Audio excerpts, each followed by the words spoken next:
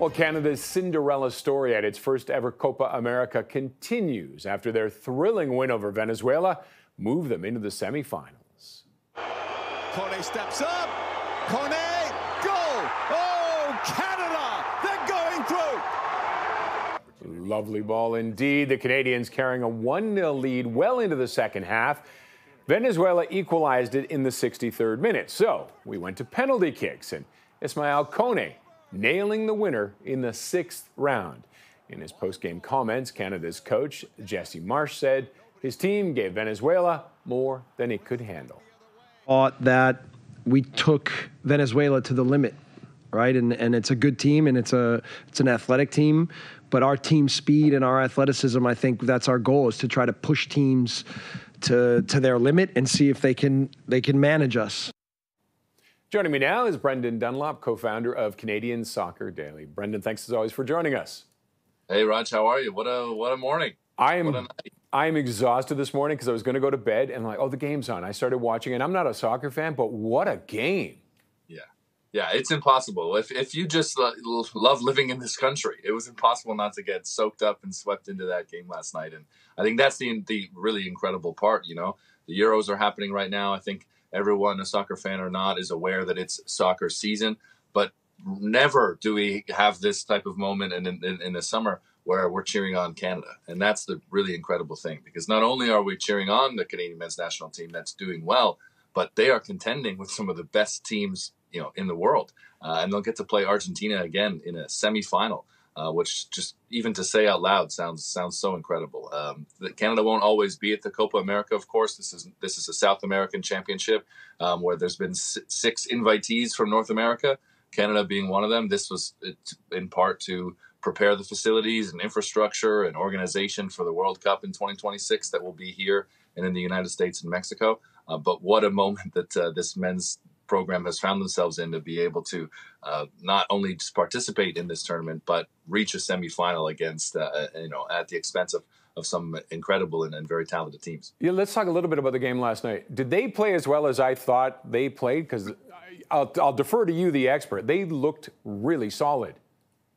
Yeah, they did. They looked really solid. And even when they were vulnerable, and there were moments there where the tide turned and the momentum was on the side of the Venezuelans, as was the referee, who very much just seemed that Canada weren't getting the calls, which is often the case, right? And I think Toronto Raptors fans that would have watched this would have felt the same.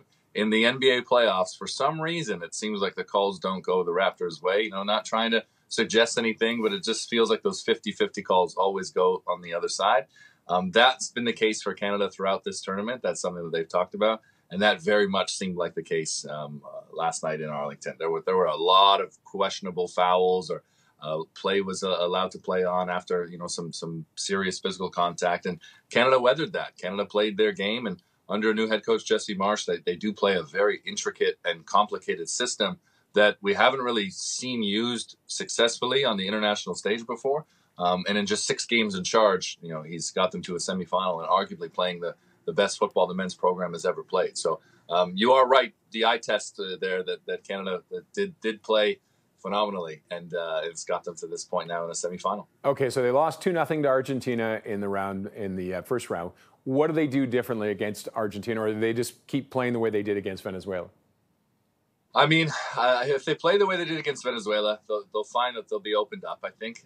Argentina are obviously very different. They'll go back to that first game, and I think they'll actually wonder, what will Argentina feel they need to do differently now? Because Argentina could dictate the tempo, and they were playing balls over the top, which I think might be a difference. We didn't see that so much before. They were trying to exploit Canada's spaces and catch the defenders in the wrong places by putting balls over top of them and trying to run past them.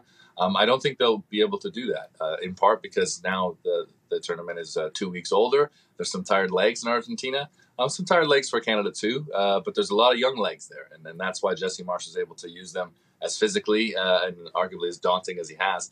And I think that Canada have a real physical edge to them now that they didn't have 2 weeks ago. So they won't be bodied the same way. They won't be bullied off the ball. And then tactically, I do think that they'll be tighter and they won't be opened up. So look, Argentina are still the favorites. It would be astonishing if Canada progressed, but it's definitely possible.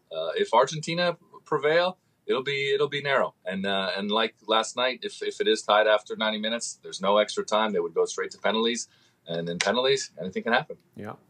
Just before we go, we're almost out of time. Are they being noticed down in South America? Oh, absolutely. This team is absolutely noticeable, and they're being noticed in the States. This has put a lot of pressure on U.S. soccer that didn't get out of the group stage. Canada and Panama were the only CONCACAF nations to get through, so they are definitely being noticed. There will be a lot of players in transfer rumors all summer long in this transfer season. All right, Brendan, thank you as always. Cheers, Roger. Thanks. Brendan Dunlop is the co-founder of Canadian Soccer Daily.